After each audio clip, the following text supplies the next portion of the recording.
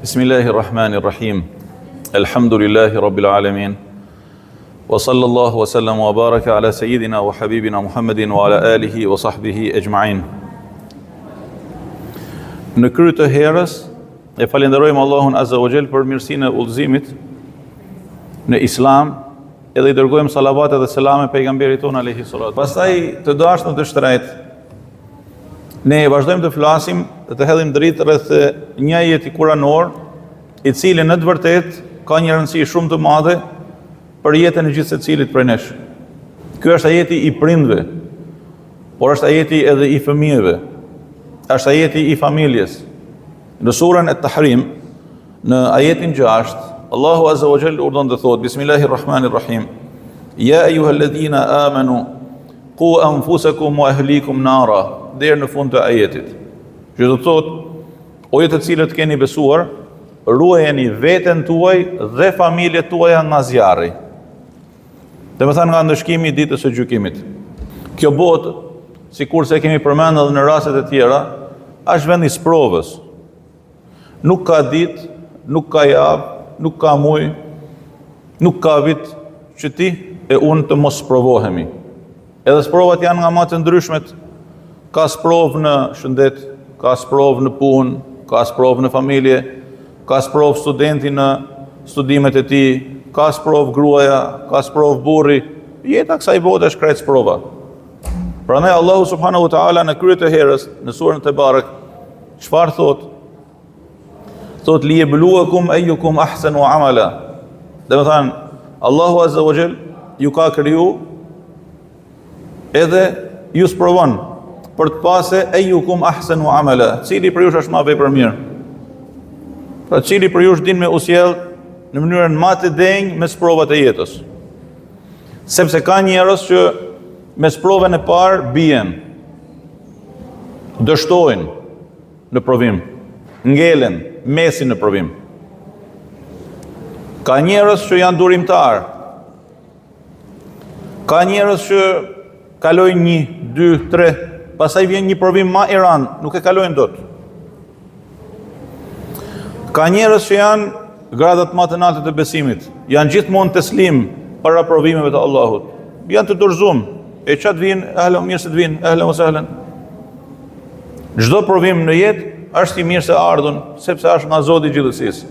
Ose don nëpërmjet atij provimi, pra asaj sprove, me të nalësu, ose don me të forcuar besimin tënd, don me të shpërbly, por asesi me të dëmtu, sepse Allah Azza wa Jall nuk ka nevojë as për mua dhe as për ju.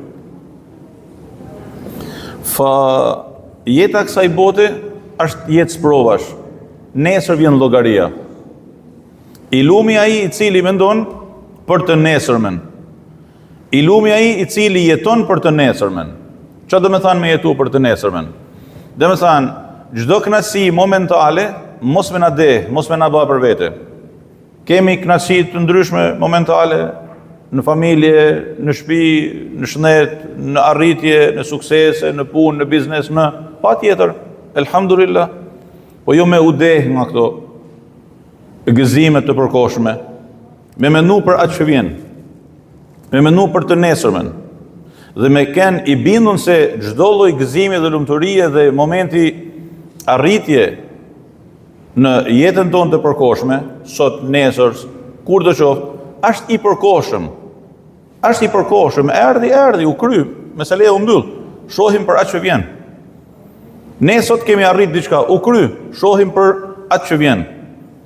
Para disa kohësh, para disa vitesh, bashkë me shumë prej të ndërruarve që janë të pranishëm në xhamin tonë, kemi pas një breng shumë të madhe. Faktin se një pjesë e mirë e këtij vakëfi ka qenë I zoptum. Kështu, sfida cila ka qenë, me liru vakëfin e zoptum.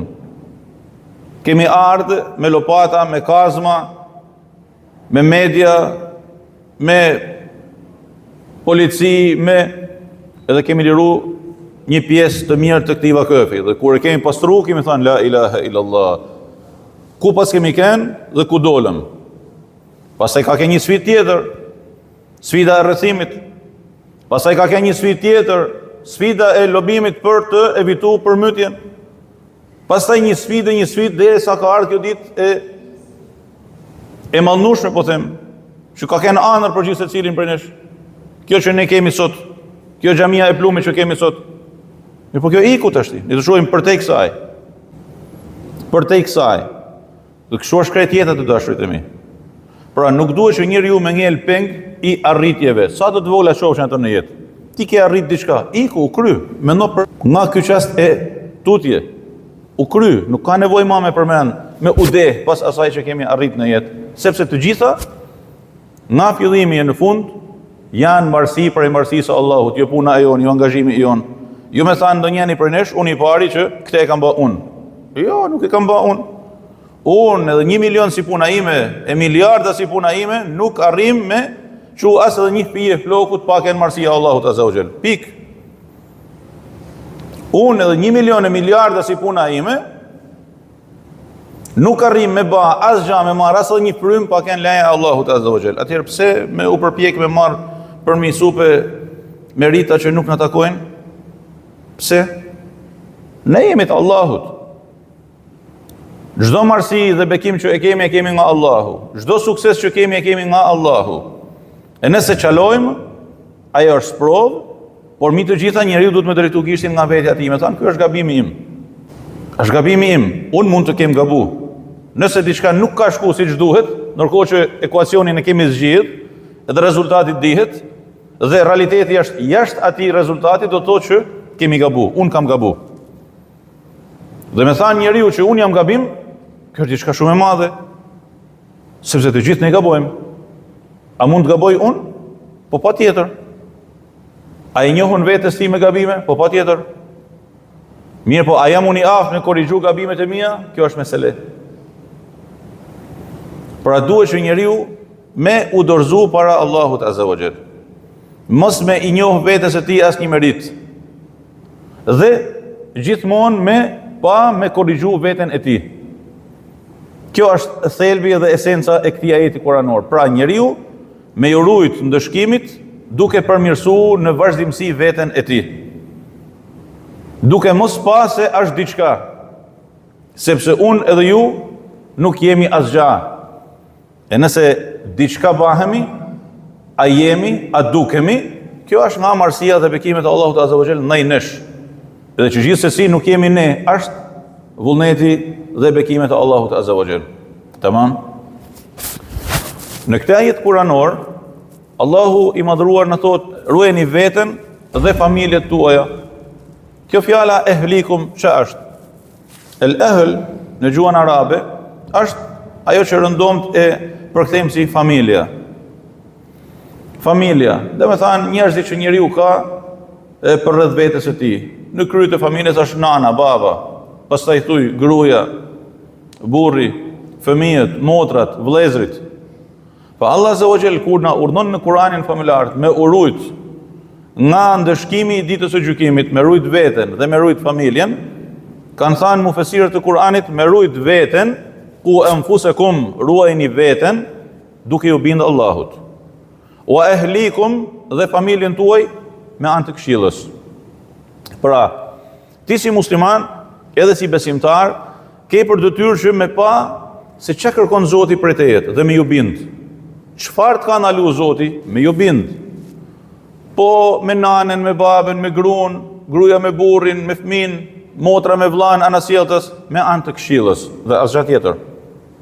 Ti nuk mundesh me ju imponu as kujt në botë, të dashurit e mi, as fëmijës tan.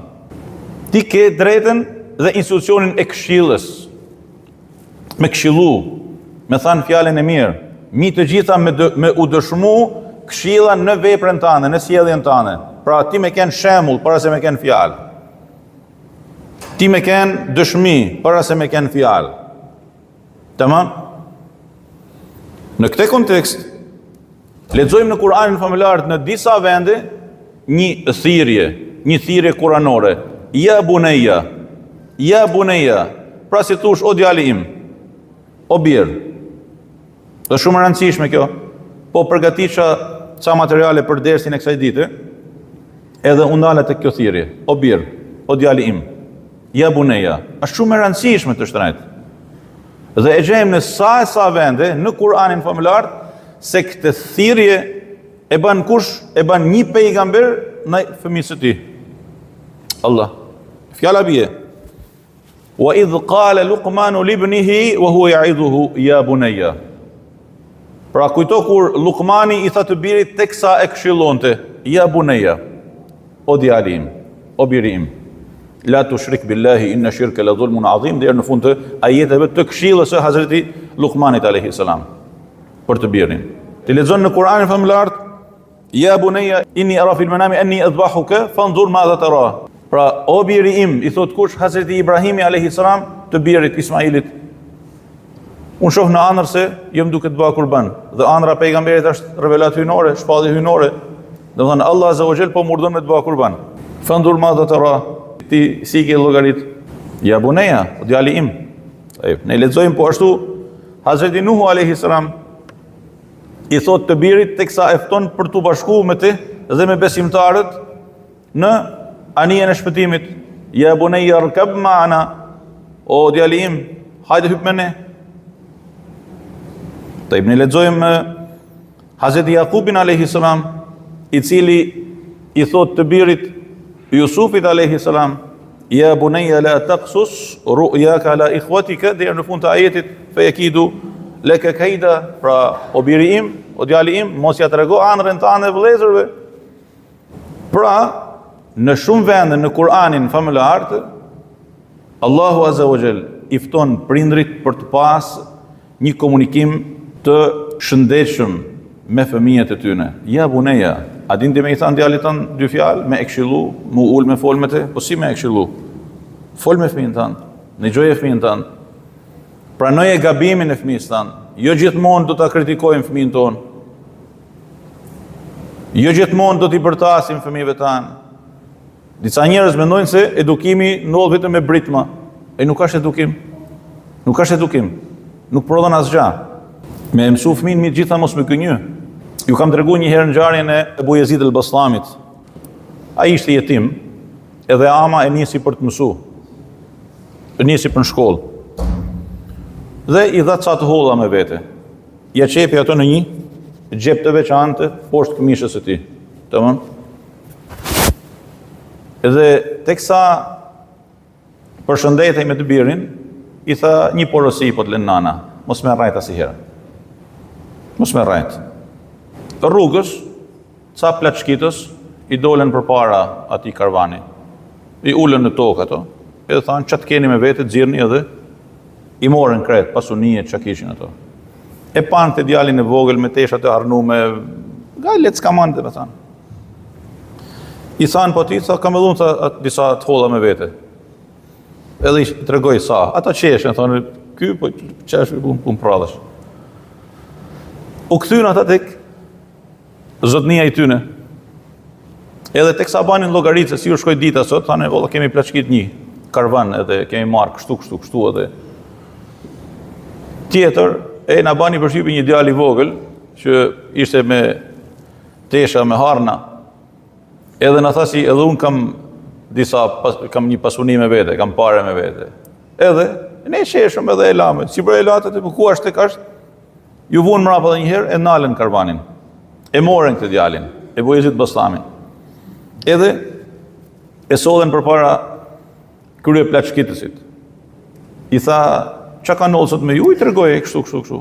Dhe i ki thanë këtyne shokëve të mi që ke pare me vete, i tha po. I tha po. Dhe po ku i ke paret? I tha, kam këtu në xhep. Kam një xhep të mbrëmshëm që e ka qep nana jeme. I tha, po ti a nuk je në vete? Dhe thënë ti nuk je normal? I tha, pse? Po i ke paret edhe na tregon ne me ti marr paret? Tha, sepse ata pyeten, a ka kush diçka? Unë i thash, unë kam. Po pse tregove? Po tha se nana jeme kur më ka përcjell për të shkuar me mësu, më ka lënë një amanet. Edhe më ka thënë mos më rrajt asnjëherë. Edhe nuk rrej. Ky i pari plaçkitësve tha, subhanallahu me vete. Ky dhe me thanë, ruan amanetin e nanës. Unë nuk ruaj amanetet e Zotit tim, edhe vjedhi edhe plaçkis. dhe u bë sebeb sinqeriteti i këtij fëmije me i prek zemrën një njeriu të çturën. Siç ndodh shpesh herë në realitetet tona.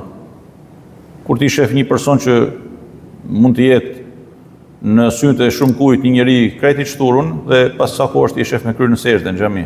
Pastaj e shef në haxh, e shef në umre, e shef njëri të shtruar në jetë. Çka ka ndodhur? Një shkëndij e vogël. Na ka ndodhur krejtve. Unë kam raste pafund me këto shkëndija të udhëzimit. Subhanallahu. Ai u kthy dhe u kthyn edhe plaçkitësit për hatër të këtij sinqeriteti. Me mësu fëmijën ore mos me gënjy. Mos me rrajt. Ne i edukojmë fëmijët tanë mos me gënjy.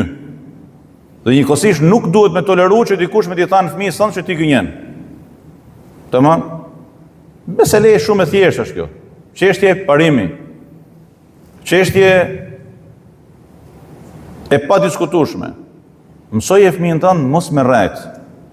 Dhe njëkohësisht mësoje fëmijën tanë me ka njeri me dinjitet. Mos me pranu që dikush me e fyë, me ul, me ja preke krenarin e tij prej muslimani. Kush do qoftë ai? Është shumë e rëndësishme të dashurit e mi që njeriu me u përpjek me e realizu fena Allahut Azza wa Jall në shtëpinë e tij, në familjen e tij dhe në punën e tij. Edhe kaq. Dëshmoje Islamin, realizoje Islamin me gruan tane, me fëmijët tuaj, me familjen tane, edhe në punën tane, duke e përsos aty ku Zoti ka vendos, edhe kaq e ke kryer misionin. Allahu na bëf për atyre që ndëgjojnë fjalën dhe veprojnë më të mirën e saj. Alhamdulillahi.